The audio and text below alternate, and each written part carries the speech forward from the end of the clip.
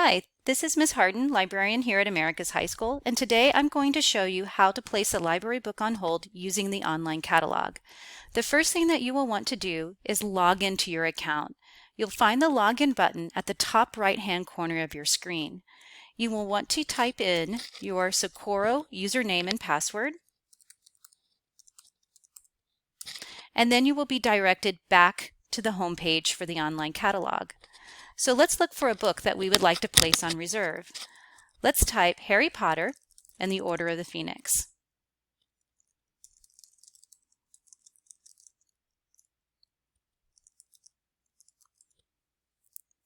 You can see that we have 5 titles that are available, so let's place a hold. It's very important that you choose the second option, that you want a specific copy. That way you can choose it directly from America's High School.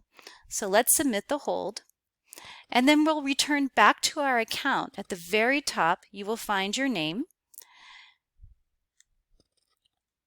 Click on View Loans, click on Holds, and now you can see that you have successfully had this book held for you, Harry Potter and the Order of the Phoenix, and your librarian will pull it off the shelf and have it ready to go.